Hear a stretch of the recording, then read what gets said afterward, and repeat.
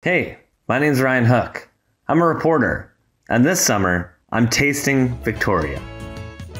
My name is Graham Meckling, and this summer, I'm tasting Victoria. It's Ryan Hook here, back for another edition of Tasting Victoria Live, and today we are at Swan's Brew Pub with Graham Meckling, the manager of Swan's Brew Pub, as well as the author of Babies Don't Talk. Service is kind of a fast-paced environment, and it's hard sometimes to realize what's behind the curtain.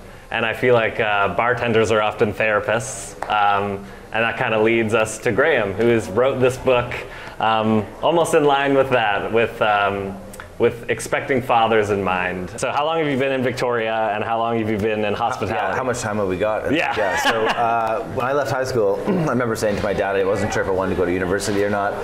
And so my only friend was a busboy at a restaurant. He's like, hey, why don't you come work with me? I was like, that sounds great. And then I couldn't believe that was a job people paid you for. It was just to clean, which is one of my favorite things, and talk to people. I was like, oh man, this is great. So ever since then, I've just loved the business. Done it from Vancouver, Toronto, New York, you name it. And from the diviest of pubs to the most elite upscale places. Damn. And I used to own Stage Wine Bar here in Fernwood for almost a decade, and then had to live it as well. And then so just always loved it. Always been a big fan of eating and drinking, so I'm a fan of. Yeah. And I'm just a huge fan of customer service. I just think the art form of meeting someone, trying to quickly evaluate where they're at in their day, and then how to make that day get better from there is it's a real art form that I've spent many years crafting, and think it's a I think it's an overlooked art form as well sometimes, just because it's so ubiquitous. It's just such a. The thing is bad art is bad art, and you go, that's bad art, and so is bad service. It's pretty obvious when you get it, and you're like, oh, that was not good. Yeah. And I think that's the one thing about restaurants or hospitality is that people are going there most of the time for very important reasons, right? Mm-hmm. Hey, it's a business meeting. It's my mom's birthday. My grandpa's 50th anniversary. So their emotions are already really heightened. They're really looking forward to a great experience. They're putting pressure on this moment because that moment is going to equal how they're looked at and reflected, right? Hey, you took us to that place and it was terrible service. Yeah. So people really want that expectation, and so when you don't deliver, it feels really bad. But when you do deliver, it's like people are like, oh, that's the best moment I've had in 20 years. It's really impactful. So true that. Yeah. And so you said you had worked at a lot of places around the world, but you chose Victoria to kind of stake your claim and roots. Yeah. Why Victoria? Well, I'm a Winnipegger, is where I'm from. Nice. And I moved to New York when I was 21, and then I came back to Winnipeg after a breakup, and everyone was like, where's your ex? And I'm like, I just need to get out of here. And my buddy, it's funny enough, the same guy that told me I should be a busboy is like, hey man, come visit me out in Victoria. I said, all right, and this was March. And I remember coming out here on the train. This is another great story. And in March, I couldn't believe what I was looking at. I was like, wait a sec, this is Canada? I can just move here without a visa? It's green grass, people are playing golf, there's things blooming, and I'm coming from Winnipeg where there's this much snow and sleet. And I went home and quit my job immediately and came out here, and over the last 20 years or so, it's been home base. Had a couple stints in Toronto, a couple trips to Toronto to play music in my musician days, and but it's hard to. Once you've been here, it's pretty hard to go anywhere else. Yeah. What were you in bands that I would know, or any of the viewers would know? Probably not. Maybe some. Back, I was a solo. It's just me. So okay. I used to headline at Darcy's and played all over Toronto and Horseshoe and all those places. Nice. So nice. Yeah, it was really fun. Great. Yeah, and so you're just a jack of all trades, basically. So how long have you been in Victoria proper? Well, I moved here in 2001, back and forth a couple of times, but pretty much since 2001, this has been my home base, let's put it that way. A couple of stints away, but with always the intention of coming back at some point. Yeah. And Stage itself, if for anyone that doesn't know, that's not from Victoria or is from Victoria and doesn't know Stage Wine Bar has kind of set the tone for a lot of other fantastic restaurants in the city, and Dive, Chorizo and Co. first come to mind, and you owned it. When did you start? When did that happen, and why did it happen? Well, I just it's kind of random actually. You always think about owning a restaurant, and Stage, when I bought it from the previous owners, was always a great restaurant, but I just felt like it needed I thought with me it would just be really great to take it to another level of how it was going, and picked it up and bought it, and had some great success. Won a Restaurant of the Year a couple years in a row, and had some really fun rewards. And but again, for me, what I loved about it was it was just a great place to give great customer service, and people coming in from first the neighborhood. Fernwood is an amazing neighborhood filled with like such a great variety of eclectic people, and so you'd have, you know, a guy wearing grubby shorts and big funky hair sitting beside someone that owns, you know, the bazillion-dollar business from OK. So it was just a really great way to build community, have a great time, and of course eat and drink great food. It seems like in Victoria in general, like the line of like fine dining, like there's some great fine dining restaurants, but they're really accessible to people from all backgrounds, and you're not required to wear a suit and tie in order to go in. Like Ugly Duckling kind of comes to mind, where it's like fantastic creative dishes, but you know, you can come in wearing flip-flops or whatever, and they're like, yeah, sure, get in here. That's what you should, right? This is an experience. I think that's when if you care about people and you're thankful for them coming to spend money and to give you money, right? Then you should be like, thanks. You know? To be like, sorry, before you give me your money, can you put some shoes on? It's a very odd way to go about it. So true that. Okay, so now I kind of want to go to the book itself. So yeah, you've kind of established yourself as being in the hospitality industry for a long time here. You're a father, correct? Correct. Yes. And now you're an author as well as a musician. You know, how do you balance doing all these things? Well, I think it's if you love something, that doesn't feel like obligation, right? It doesn't feel like it's a must-do. I know that it sounds very new age to talk about like follow your passion and it's easy and it's not like work. Yeah. But it's true. If you love something, taking the time out of your day to do it or to follow it along is great. And I'm a big believer in the phrase "patience is a superpower." You know, it can seem daunting to sit down and write a book, or to buy a restaurant, or to do all those things. Right. But if you love it and you just have the patience to see it through to the end, you can just do bits by bits, and eventually it comes together. And especially when you have children, you know the importance of organizing your time. And you can, when you organize everything from food to schedules, and you just put book writing in there. Yeah. And it's great. And the whole process of coming to a book was, I want to do the origin story? Yeah. All right. So, yeah, let's do it. The impetus for the book. It's really great. It's really great. So, I mean, all I ever wanted to do was be a dad. I didn't want to be an astronaut or a baseball. I mean, all those other cool jobs sounded awesome, but just not as cool as being a dad.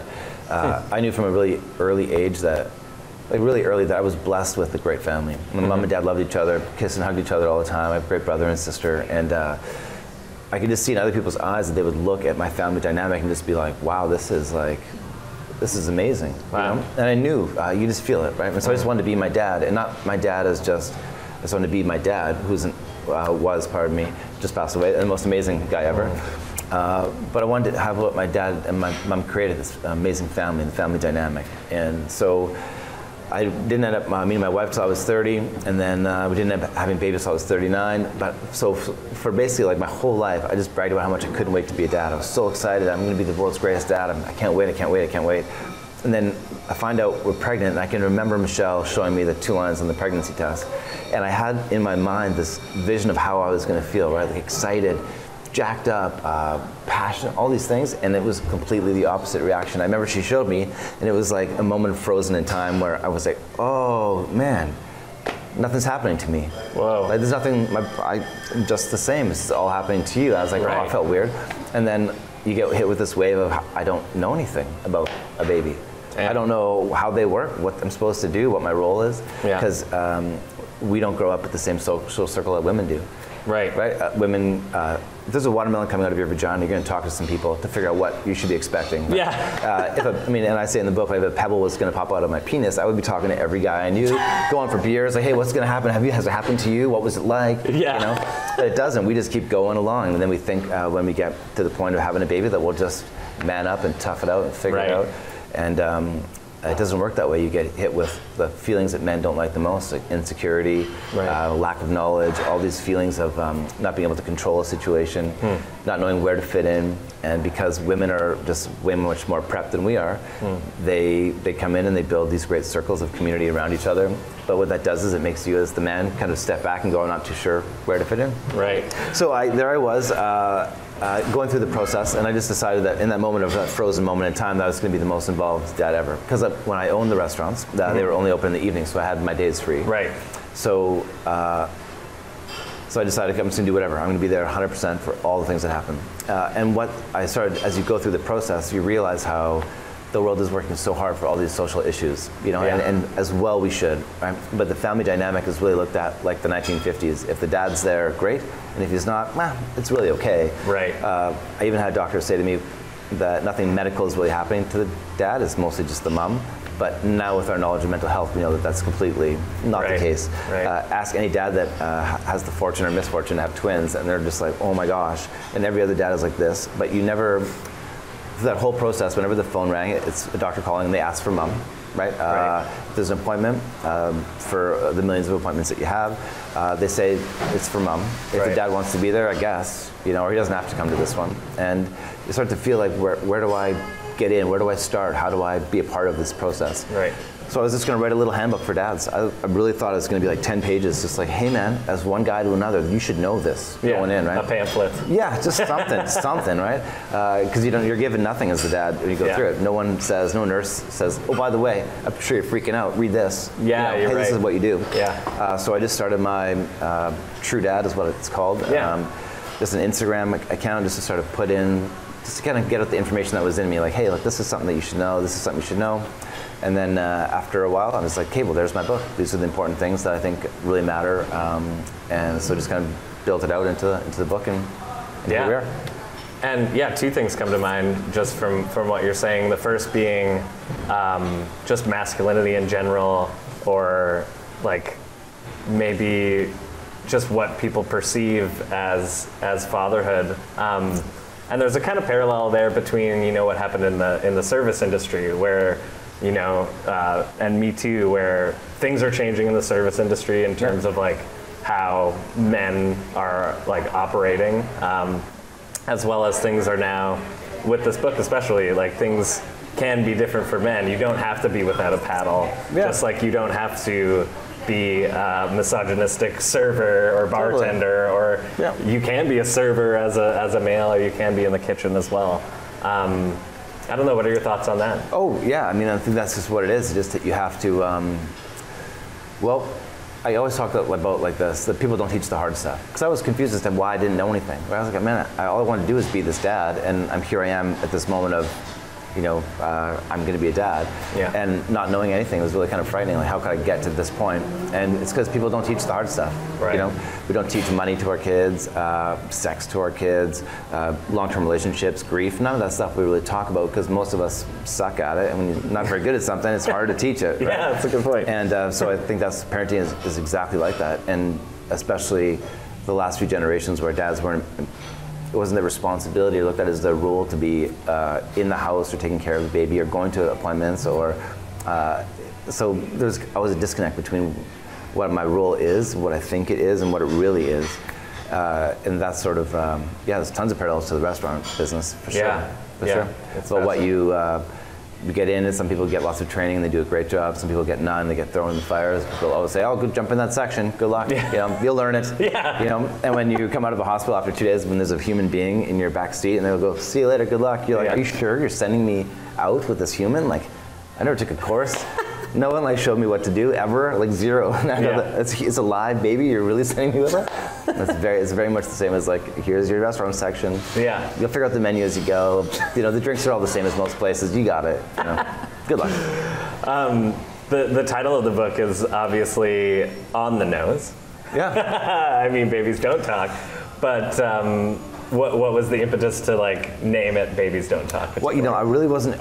Well, I mean, the little sub things there's like honest insights, right? Because I think it's what you need to hear is the people always don't want to say the honest stuff because it's hard, right? We all know that raising babies is hard. People are like, yeah, it's so hard. And you're like, okay, cool, but what's hard? And Babies Don't Talk is sort of really the reframing of what men should be expecting when they find out they're pregnant. You know, in your head as a man, you think of things like, oh, I can't wait to play catch with my boy, or I can't wait to bounce my baby girl on my knee, or go to a recital. But that stuff is so far away from the moments of having a new baby, that this to me really summed up what what it, sort of the frame point is of being a dad, that the baby's not going to talk to you for 2 years, like literally 2 years of having a baby. It's not going to say a word to you. So is it really the baby that's the hardship in your life, or is it learning out how to navigate it, realizing that, okay, I'm really tired because we're not sleeping so great, you're really tired, our relationship's going to get tough because the little things that you used to have a funny spat about are now filled with all this tension and weird stuff that you bring in. If your relationship wasn't perfect before, it gets even harder. So the babies and how to deal with them is sort of the last chunk of the book. It's first it's dealing with yourself. You know, don't stop being you. Love who you are. Don't forget your partner loves you for a bunch of reasons. Make sure you keep doing those things. The second chunk is about your relationships. You know, how to keep a relationship healthy and strong while you're going through, and not from like some deep psychological way, but just like giving each other 30-second hugs. You know, knowing it's their baby for the first time too. So you know, ask how you can help each other out. And then your family and friends is the third part. Making sure that you organize your time, that you organize your life, you make sure you take care of yourself and your family and friends. And then the last part is, the baby. Yeah. Because if you aren't happy and your relationship isn't happy and your family life's not happy, well, I guarantee you the baby will be very difficult. Right. You know, but if you're doing great, your relationship's great, your family's great, well then raising a baby is quite, well, easy is a terrible word to use. Yeah. But it's way less intense. Yeah. Do you have like your lowest moment as a father? It could be like a fun, like, oh, he had a poopy diaper for all that stuff is really quite easy. Okay, perfect. I think the low moments are the things that catch you off guard that you didn't know, that you just feel your insecurity feels bad about. Like the first time you raise your voice, or the first time you don't want to be there. You know, I don't want to, this baby's so hard, I'm feeling so intense, like I just want to get up and run away. And most of that happens because you're just not prepared for it. You know, like if someone just threw you in a section, right, and you weren't prepared for it, you just would want to get out of there. It's intense and stressful. It's not that you don't like the customers or don't like the food or the drink, but you're just overwhelmed by lack of knowledge and anxiety. Right. And when dads don't know what to expect when they become a baby, and then your relationship gets hard, and then your baby life gets hard, and then all you can think of is, man, I'm willing to just burn all this and just like walk away because I just don't know where to start. I don't know how to start fixing it. And so I think that's why the importance of a book like this is really important. Just to be like, hey, this part's gonna come, and when it gets there, you can laugh at it because somebody else told you. It's cool, we're all in it together. Yeah. You know. Is there parts of the book, like for me, I'm almost 30. I'm thinking about children, but not like seriously. But I am like wrapping your head around it. Yeah, wrapping my head around it, seeing other people that I know have children, and see how, like, you know, when they go to a restaurant, they can't come to an 18 plus. They have to go to like a Boston Pizza or something. Sure. And I'm going, oh, that sucks. Like, is there any advice for people like me who are just like, I can see it, but am I losing out on an entire aspect of life, or am I gaining an entire? Oh yeah, it's they're two different things. Like it's very similar to how people talk about being single or being married. Right. You know, like, which one's better? Well, they're both awesome. Right. Yeah, I love being single. It was great. I had tons of fun. I love my independence and all those things. And I love being married. Being married is an amazing thing. And it's always grass is greener, right? But you'll know you're ready for a baby when I think there's a very simple recipe for if I should have a baby or not. It's very simple. Here we go, right? Do I love my partner? Yeah. Does my partner love me? Do I want a baby, and do they want a baby? Right. If all of those are yes, have a baby. You'll work through anything, no problem. Right. If one of those is missing, then don't do it, because a baby's not going to fix whether or not you want one or not, whether or not your partner wants one or not, whether or not she loves you or you love her or him. Right. That's not going to be. That's not going to make it any better. So if you want a baby, you both want one, you both are in love, then do it. It'll be awesome. Okay. You won't be missing anything. You'll be like, have a good time at dinner. Yeah. Get the duck confit for me. Yeah. I'm going to go have some Cheerios. Cool. And it will not bother you in the least. Not in the least. Yeah, I think that's the one thing I'm like, oh God, the rich food that I'll miss out on. Yeah, just eat your oysters now, man. Get them in you. The second thing that I brought up as a throwback, I remember I said there was one thing and there was a second thing. And the second thing was, I just forgot it. The second thing was, yeah, I just totally forgot it. That's okay. One of the quotes that I really enjoyed from the book was, no one will ever blame you for being late if you have a baby. Ever. Ever. Yeah, is this one of the ways that you're enticing me to have children? Yeah, sure. Yeah, sure. If you want to be late. No, again, it's just, it's teaching yourself that there's a different mentality you have to have when you have a baby. Right. You can't. Life changes dramatically, of course, right? And when you want to leave the house to go for dinner or go for a walk or a drive or to meet somebody somewhere, you get ready 10 minutes to go. And you're good, you're out the door, right? Yeah. But when you have a baby, it's half an hour to an hour of just kind of thinking about it, getting ready about it, and trying to just sort of let people know that when you're in those stages, right, instead of worrying about being late and everyone else's impression of you and our insecurities and how's everyone going to feel, I'm a bad parent because I'm late, none of that matters. Don't worry about it. Are you happy? Is your partner happy? Yeah. Cool, relax, take time. It takes practice to be great at having a baby. Right. It takes practice to know what should be in the baby bag. And then the other part of that is, sometimes you'll go through all that planning. You've got it. You've made it out the door. You're successful. You're on time. Then the baby will have a crazy fit, poop their pants, and you got to turn around and go home. You missed the whole night. Right. So you have to be prepared to be flexible. Be ready to roll with the punches. Yeah. Because that's what it is. You can't. Baby life is hard. It's never perfect, and don't expect it to be. And if you don't, it's way easier. Taking all that pressure off your shoulders. Yeah. And no one ever goes, "Oh, you and the baby are late." Super rude of you. It just doesn't happen. I remembered what it was, and it was what type of, other than being a father yourself, did you do any type of research for this book, or did you do any research to round out the tips that you're giving to fathers or anything like that? Well, yeah.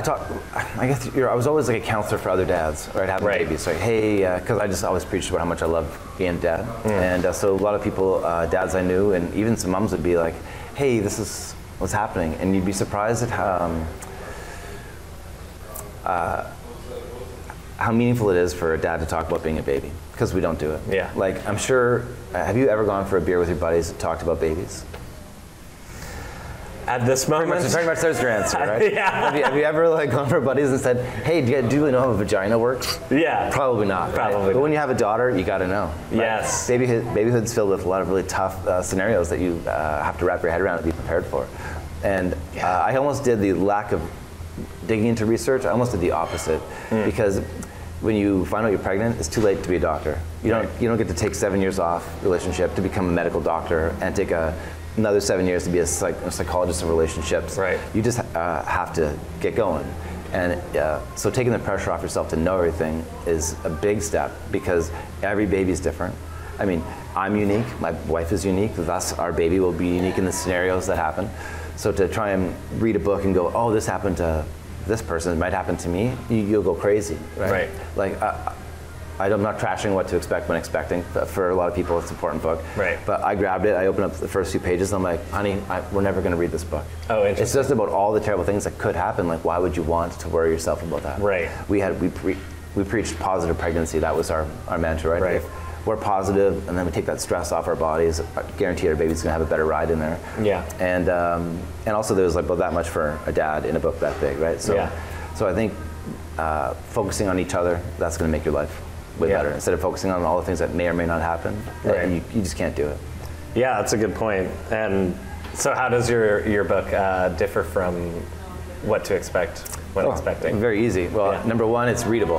Right. Yeah. I mean, I don't know who, just like being a doctor, I don't know who's got time to stop and read basically like a medical textbook of all the terms that you don't know, that will never really understand, right? Unless you have the time to study a book. It's a big book. Right. And I think, I feel really strongly that getting your mental health in balance first is going to be way more beneficial than trying to do all the medical stuff. Right. Because there's just no way to learn it all. There isn't.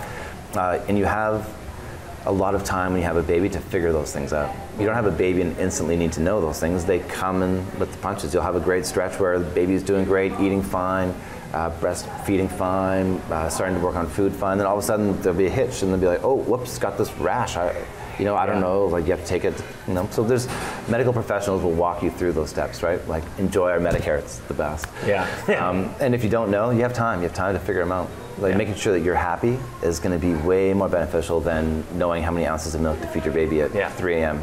on day one, because you'll understand how many. You'll read it. How much? Okay, great. You walk your way through it. Right. Yeah. So, just because I'm the type of person that when I went to university and school, studying did not translate to the test. It was only writing, and when I was thrown into it, which is probably why I did service industry for so long, I thrived. because I was on my toes, I was in it. You're in the game. And yeah, I think that's a good point. Like, is reading a book that's like really jargon heavy and studying it going to help me when like my baby's crying and I have no idea what's going on? Like, I'm not gonna, just because I can say like the correct nomenclature does not mean I know what's going on. When it's 3 a.m. and you haven't really slept for like a week and your baby's screaming, like you're not gonna be like, oh yeah, on chapter 17, page 462, I remember it said that I should rock it. Like, no, that's not gonna happen. You're just gonna be like, what do I do? Yeah. And like that's, for that, even for that example, like I remember holding my son Weston on my shoulder,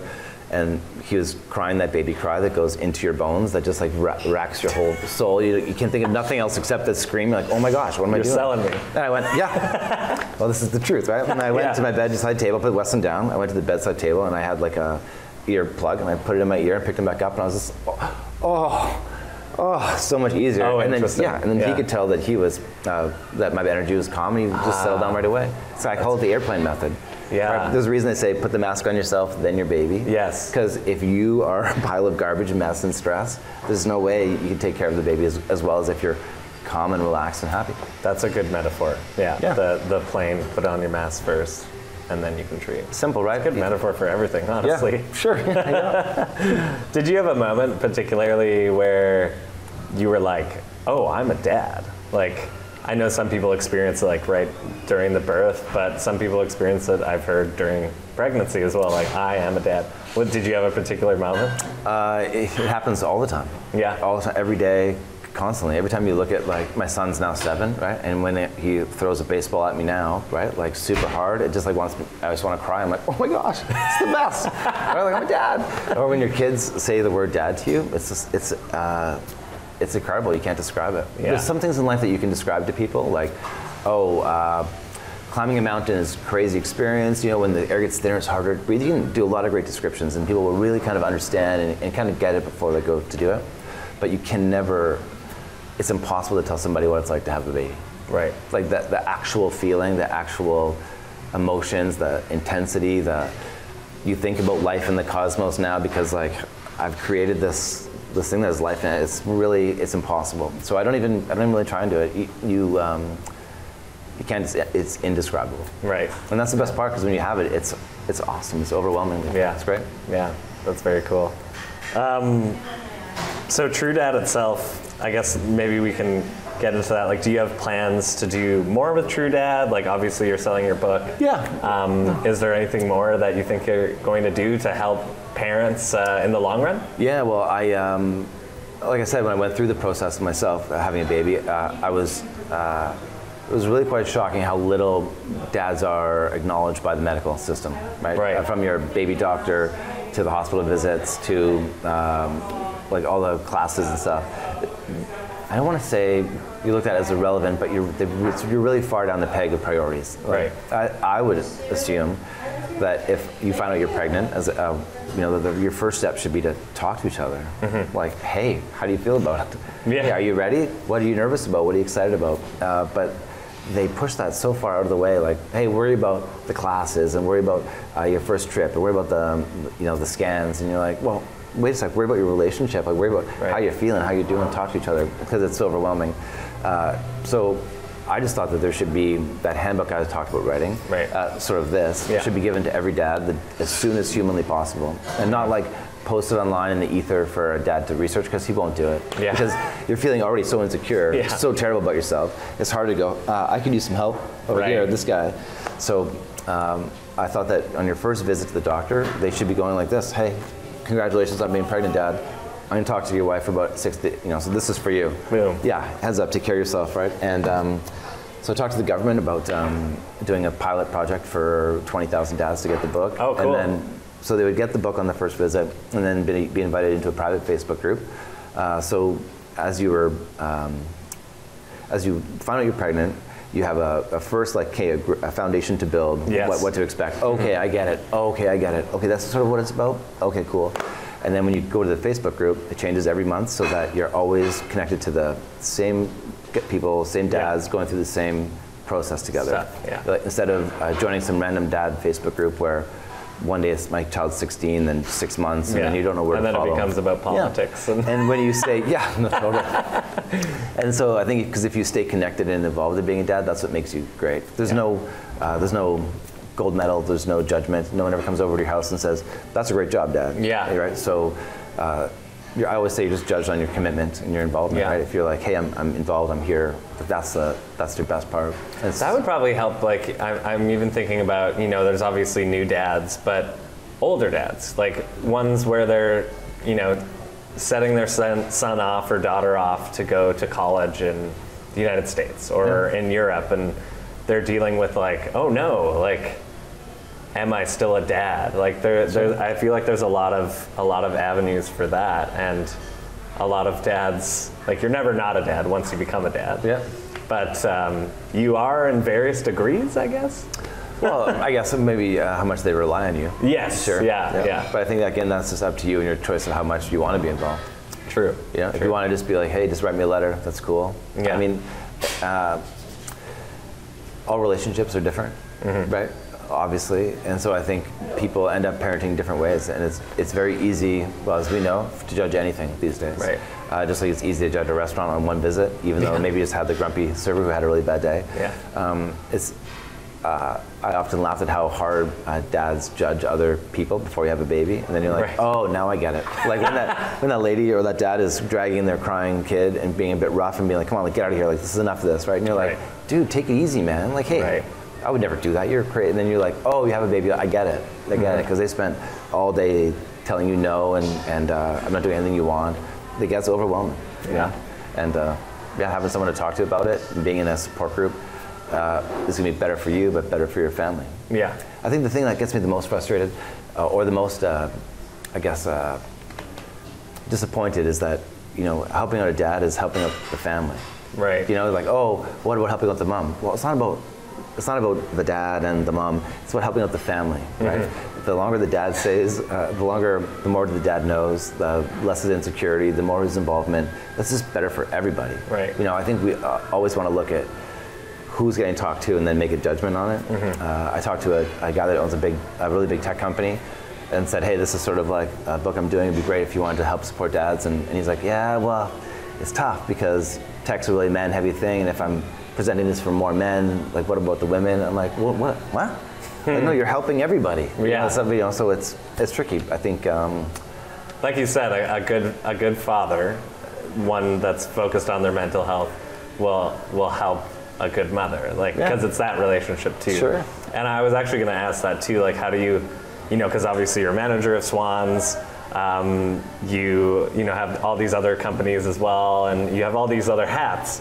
And I feel like it'd be tough to like manage time with everything. Yeah. Like, do you have any tips on how to manage that? Like, 3 hours, on shift, I'm manager of Swans, but once I'm off, I'm a dad again. Is there a way? well, I think you, I have an amazing wife, Yeah. You have a great partner, a great relationship, those things become quite easy. And I think, again, it just boils down to your passion and your love for something. Like, I love the restaurant business, right? I think it's a great, I don't think I could do without it to some degree. Without your toes in there, talking to people. And I love being a dad and supporting other dads, and just even just talking to another dad about having a baby is just, you'll see them just be like thankful that someone's talking about it, right?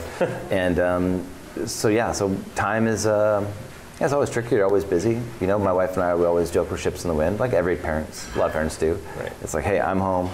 High five. See ya. Like, my wife owns her own business too, right? So we're both busy, but I still coach my son's baseball team, and there's tons of stuff. It's great. When you love it, it's easy.